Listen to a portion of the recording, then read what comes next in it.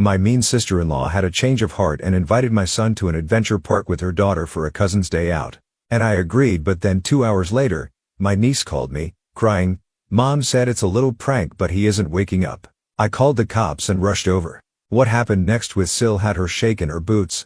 I, female, 32, don't really have a very good relationship with my husband's, Jay, male, 33, family. We have been married for 6 years now and have a 4-year-old son, Aegon. Yes, we are Game of Thrones fans. Please don't come for me in the comments. My in-laws do not really like me because I'm not from the same culture as them. They are quite religious, but I lean towards agnostic, and they think that I am the reason why Jay has moved away from his faith. That is the farthest thing from the truth. He made those decisions himself long before he even met me, so I don't know where all the worry is coming from. Anyway, they have some preconceived notions about me. And though we are cordial now, we are certainly not close. After Aegon was born, things smoothed out a lot. Between my mother-in-law and me, she used to come over more, and as we talked to each other, she'd say, we were able to understand each other's perspectives better, which helped ease things out a lot. My father-in-law is mostly unbothered about all the family drama and he treats me with respect and doesn't interfere or meddle in our affairs, which is all I want. So things on that front are okay too. Moreover, both of them just dote on Aegon and he loves spending time with them. So yeah, even though things were a little icy in the beginning, it is much better now. And I can see how much this means to Jay, because he has always been close to his parents, even though they don't believe in the same things anymore. The problem is my sister-in-law. She's Jay's sister, Joanna, female, 40, and she has a 5-year-old daughter, Rachel. Joanna's husband left her 2 years ago because she was caught having an affair with his best friend. It was a mess altogether, and he fought tooth and nail to get Rachel's custody, but he only gets her on the weekends. That was a horrible time for the family, and though neither Jay nor I condone what Joanna did, we still knew we had to stand with her because we're family. It was during this time that I offered to keep Rachel with me while Joanna sorted out her stuff. It wasn't a big deal for me, honestly, because Aegon was the same age, approximately, and having a cousin to play with would be better for both of them. So Joanna used to drop Rachel at my place in the mornings, go sort out her court stuff, look for places to rent, jobs, etc., and then pick her up from my place in the evening. This went on for about a month and both Rachel and Aegon got used to each other's company. Naturally, when she took Rachel with her full time, Rachel was very upset. And Joanna, like a moron, took it as a slight to herself. She started feeling that Rachel preferred me over her, which was just not the case. She's a little kid and she doesn't think that way. I told Joanna repeatedly that Rachel liked playing with Aegon, which is why she liked my place more than theirs, and if an arrangement could be made to have them play together, the problem would resolve itself. I knew Joanna was bothered about this and I don't really blame her. Her emotions were all over the place even though she was the one who was cheating. Things got sour between us because she accused me of trying to steal her daughter. And that was when he told her that she should be thankful to us because we were helping her cheating. But on the contrary, she was the one pulling an attitude with us. She went low contact with us and it just hurt me a lot because the kids were suffering because of her. What she didn't know was that her ex-husband, Noel, was used to bring Rachel to our place during the weekends so that she would get to see again. He had sworn Rachel to secrecy, but all of us knew it was only a matter of time before she spilled the beans. She was just 3 at that time and she would eventually have told her mother, but all of us thought that it was worth the risk. When the big reveal finally happened, there was a lot of drama and mother-in-law and father-in-law had to intervene and asked her to stop being thick and think about her daughter instead. It took some convincing before she could finally see our side of things and agreed to have Rachel and Aegon play together. The thing is that the kids absolutely adore each other. They're like siblings and since they're so close in age, they gel really well together. It's honestly a delight watching them, especially since Jay and I had decided that we would have only one child. And I had always felt that not having a sibling is sad for a kid. But here we kind of have the best of both worlds. The kids took turns at each other's places. There were times Rachel came over and other times Aegon went to Joanna or even Noel. And most of the time they were at mother-in-law and father-in-law's place. Things were okay and never once did I suspect that Joanna was harboring such resentment against me for all these years. Had I known, I would have put Aegon's safety first and now I can't help but think that I have failed as a mother. For the last 2 years, things have been more or less fine with Joanna. The kids get along and that's what matters to me, so there's that. But all of this changed yesterday. Jay has been out of town for a week because of work.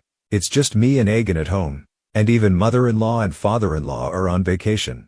I suddenly felt really sad. Sick 2 days ago. I was running a temperature and feeling nauseous. It wasn't anything serious, but I still felt quite weak. I called a friend over and she helped me out. It was Rachel's turn to come home yesterday, but I didn't even have the energy to deal with one kid, let alone two. So I called up Joanna and asked her to cancel and told her that I was quite sick. She kindly offered to take Aegon for the day so that I could rest and recuperate. I thanked her profusely because he would get his day out with Rachel and I'd get some time to sleep and rest. We finalized the plan and Joanna said she would pick Aegon up and take both him and Rachel to the adventure park in town, and after that they could also have a sleepover at her place. This would tire them out completely and they could enjoy it, whereas I could get a full day to myself. I was very grateful for her gesture because she has very rarely shown me this kindness. I could never have guessed that something was amiss. I thought that she genuinely felt sorry for me and my sickness, which is why she offered to help.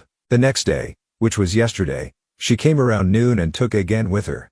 I told her to keep giving me updates once in a while, and she told me that I had nothing to worry about and that he would be fine. The minute he went out the door, I simply crashed on the bed.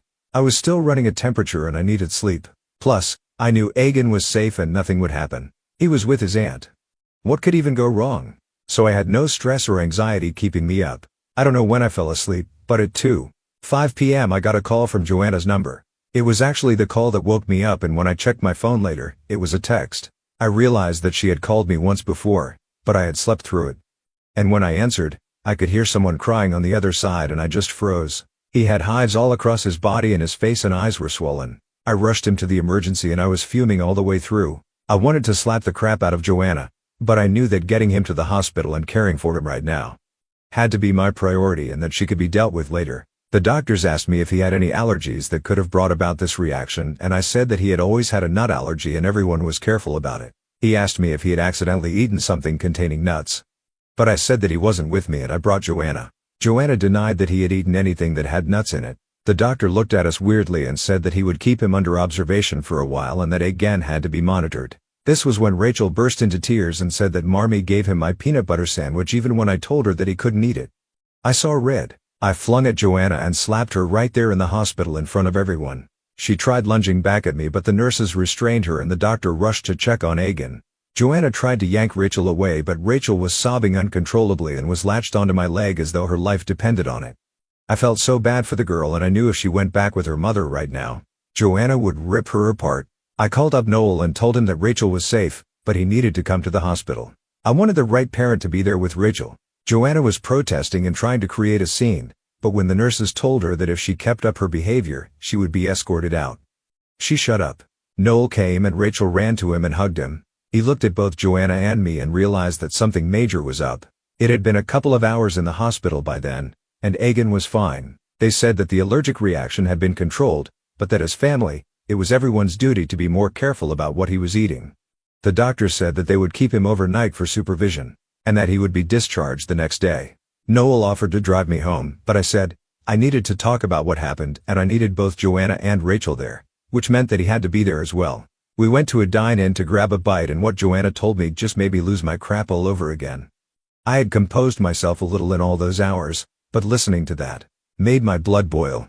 I first asked Rachel what happened. She looked nervously at her mom, who was glaring at her. Noel stepped in and said that she needed to be honest about everything and not worry because he would protect her and that she needed to do the right thing. She was still very nervous, and while Noel was coaxing her into telling us the truth, Joanna was trying to create a ruckus, saying things like, we were bullying her daughter and that she would not stand for it. I told her to shut up and let the girl speak, and that her intimidation tactics wouldn't work anymore.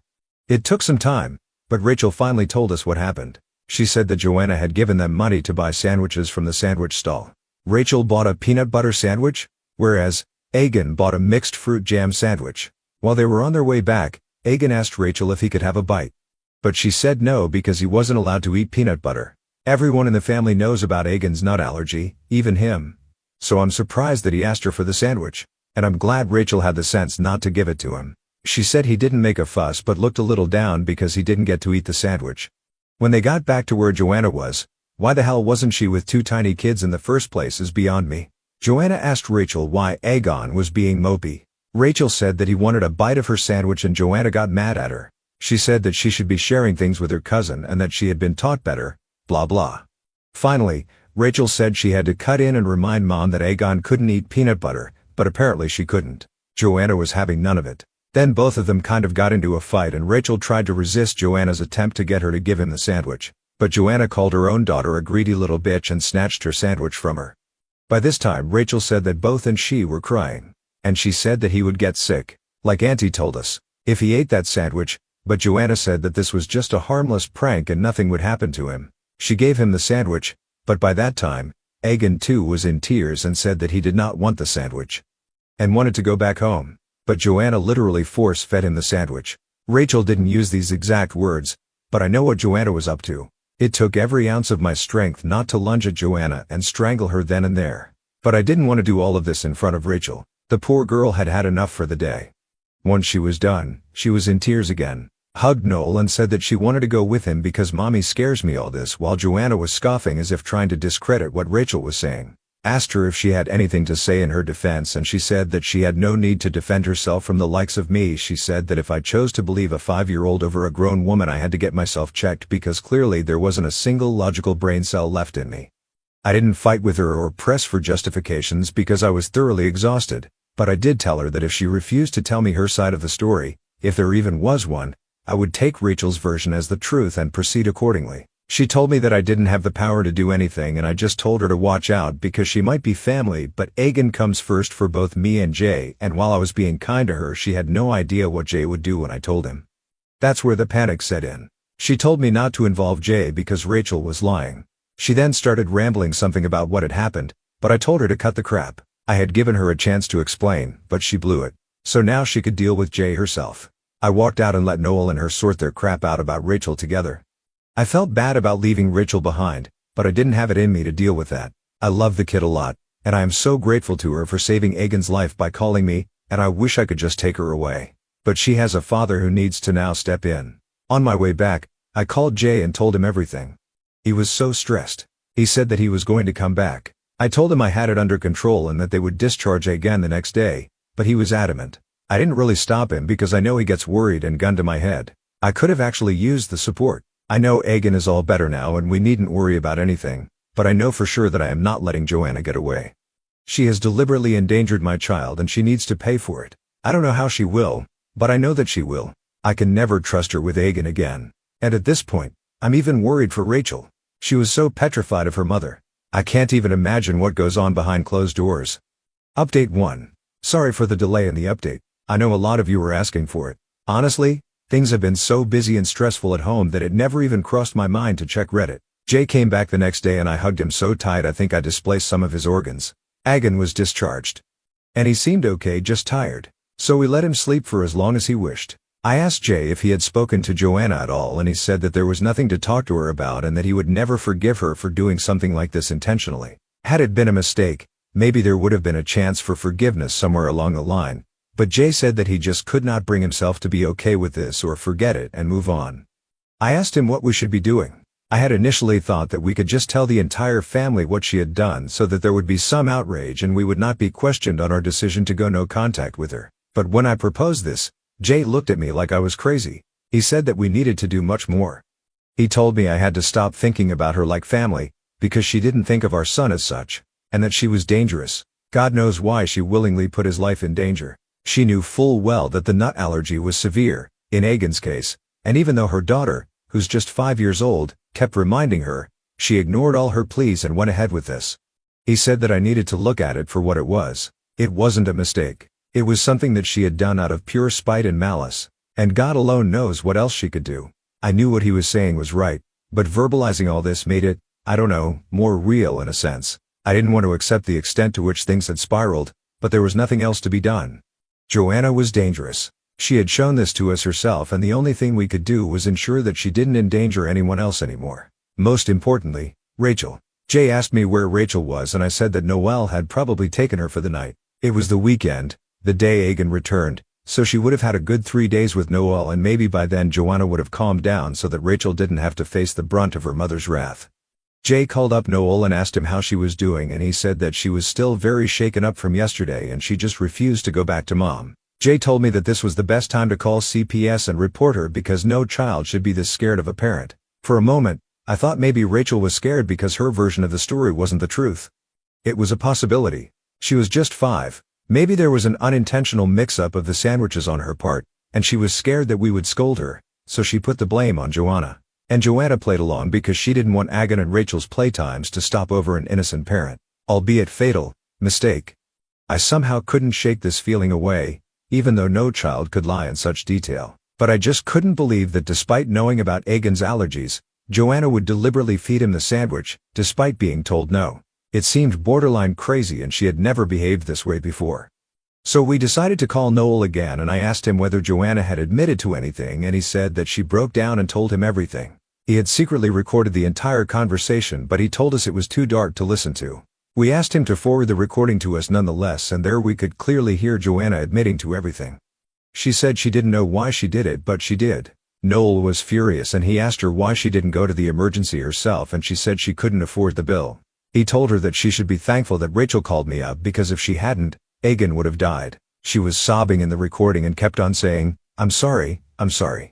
But I didn't have a single feeling of sympathy left for her after that. I realized that the stress of the day had actually made me forget the seriousness of the situation. If Rachel hadn't been smart or brave enough to call me, Agan would have died. I owe that kid my son's life. And I knew that I had to do everything in my power to keep her away from that hole of a mother and woman. We called CPS and told them everything. We told them that we were worried about Rachel's safety, and that if she was capable of deliberately inducing an allergic reaction in a child and then not responding accurately because of a purported lack of funds, we didn't know how safe her own kid would be with her. The officer took note of it and asked us what the custody agreement was and we told them everything. And the next Monday, which was 2 days later, the officers were at her place. We knew because she sent a scathing text to us telling us that she knew we were behind this and that she should have killed Agan when she had the chance. I have blocked her since then, but Jay hasn't. He called her up and gave her a piece of his mind and told her that he would go to the ends of the earth to keep Rachel safe from her because she clearly wasn't mentally stable. Mother-in-law and father-in-law were finally roped in and we told them everything. At first, they tried to make excuses for Joanna, but when we made them hear the recording, they didn't have anything to say. I don't know what their equation with Joanna is, and neither do I care. But both Jay and I have told them that we want nothing to do with her anymore. We hope that CPS is going to take Rachel away from her, but we can't be sure because there's no neglect or abuse involved in her case. But I know that if she continues to stay with Joanna, she's going to make things horrible for her own daughter. CPS has removed Rachel from Joanna's care and she is now going to live with Noel permanently. The custody agreement had to be officially changed and Joanna went crazy about it and now we know why. It wasn't because she would miss Rachel or something. It was because she was using the child support payments to fund her life. The child support was an insane amount, and now she's going to have none. Keeping Rachel with him is going to be better on the pocket for No. Not that it matters to him anyway. Noel has also been asked to take Rachel to therapy because the poor kid has been having nightmares ever since the Agan affair. Agan on his part is doing well. He doesn't even remember much. And when we ask him how his day with Auntie and Rachel was, he just says he had a lot of fun and the best part was the hospital ride at the end. I cannot even fathom why someone would hold so much resentment for a child. Mother-in-law has been quite upset over the incident, not Agan's particularly, but the one where a mother lost her child due to our intervention. AKA Joanna. I don't understand how she can continue to sympathize with Joanna. Father-in-law, for his part, is furious and he says that he initially did not believe that she could be this crazy. He has apologized to us for not believing us and while it still annoys me, I know he means well. No father would ever want to know or accept that one child of his was capable of intentionally, fatally harming the other child's kid. So I understand his hesitation about it all. Rachel and Egon still meet up regularly. We didn't want Rachel to think that she did anything wrong or that she could have done anything more during the day the incident happened. She still blames herself though, and it breaks my heart to see her like that. She even made sorry cards for Agan, Jay, and me. I think it has to be one of my most prized possessions. I try spending time with her as much as I can. Call me old-fashioned, but I feel that a child needs a maternal figure in his or her life. And Rachel has never had that. Even though Joanna is a mother, I don't think she has the capacity to be maternal. She has proven that with the way she was with Agan. No person capable of pulling something like that off will ever have that innate compassionate instinct. I know a lot of you are going to come at me in the comments for saying this, but it is what it is. We are trying to normalize things for the kids as much as possible, even though nothing is normal anymore.